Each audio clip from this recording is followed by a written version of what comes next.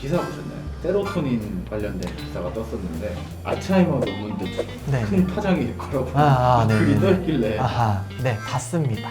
세로토닌 제흡수 억제가 우울증과 직접적인 연관이 없을 수도 있다. 그렇죠. 사실 많은 분들이 세로토닌이 우울증의 원인이 아니다 라는 충격적인 기사를 보시면 다들 혼란스러워 하실 것 같아요. 왜 내가 먹고 있는 항우울제라고 알고 있는 약이 세로토닌의 활동성을 도와주고 균형을 맞춰준다고 했는데 이거 그러면은 헛수고 아닌가, 약값만 버린 거 아닌가, 배만 채운 거 아닌가 이런 생각을 하실 수도 있는데 많은 오해들이 엮여 있는 것 같습니다.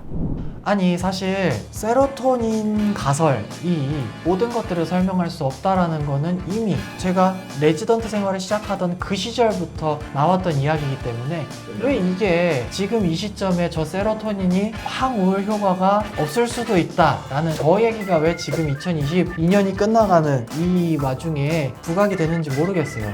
제가 조금 뒤져보니까 영국의 한 대학 교수님이 지금까지 세로토닌 제흡수 억제제와 플라시보 효과, 아무런 작용을 하지 않는 약을 효과를 비교를 했던 연구들을 한 300 몇십 개 모아서 그것들을 정리를 하셨나봐요. 그 결과 세로토닌이 이 우울증을 가지고 계시다라고 하는 환자분들한테 별로 효과가 없었다라고 결론이 났나봐요. 그래서 세로토닌은 우울증과 직접적인 연관성이 없다라고 결론을 내신 것 같습니다. 하지만 이 우울증을 세로토닌의 균형이 깨졌다라고 보기에는 무리가 있어요. 우울장애라는 것에는 의욕도 작용하고 안절부절 못하는 것도 작용하고 부정적인 생각에 치우치는 걸 넘어서서 거의 매일 반복되는 자살 생각하고도 연결을 지을 수 있기 때문에 세로토닌이라는 게 물론 안정감, 이완감, 만족감 이런 것들에 도움을 주는 건 사실이에요. 그래서 세로토닌 제흡수 억제제를 사용했을 때 굉장히 효과가 좋았던 경우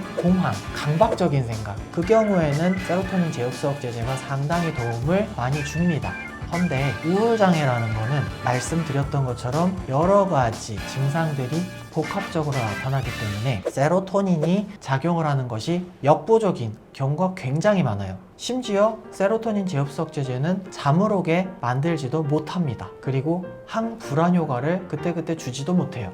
그래서 이 우울장애를 치료를 한다. 일단은 투약의 종류들을 나한테 맞는 걸로 잘 맞춰가는 과정이 필요합니다. 그래서 세로토닌 제흡수 억제제를 퉁쳐서 항우울제다 라고 부르는 걸 주의해야 돼요. 왜냐하면 그게 내가 겪고 있는 우울한 기분에는 도움이 안 될 수가 있거든요.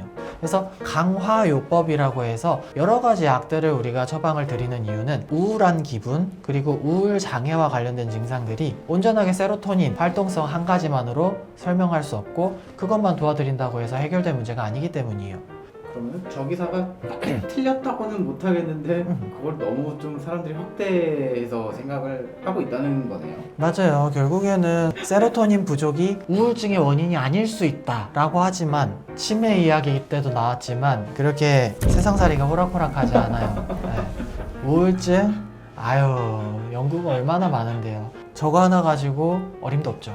만약에 세로토닌 제흡수 억제제를 복용을 하고 있는데 2주일, 3주일 충분한 용량을 사용해도 별다른 효과를 못 느끼겠다. 그렇다면 세로토닌이 아닌 다른 수용체, 그것과 관련된 투약을 우리가 강화해야 될 필요성이 있다는 표시이기도 합니다. 그때 또 저희가 도와드릴 수 있는 것들이 있어요.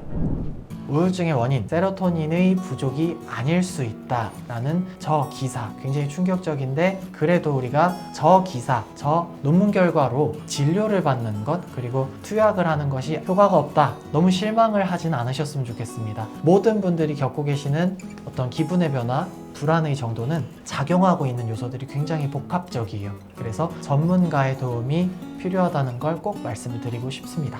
오늘은 세로토닌과 우울증의 연관성에 대해서 말씀을 드렸는데 유익한 정보였으면 좋겠습니다.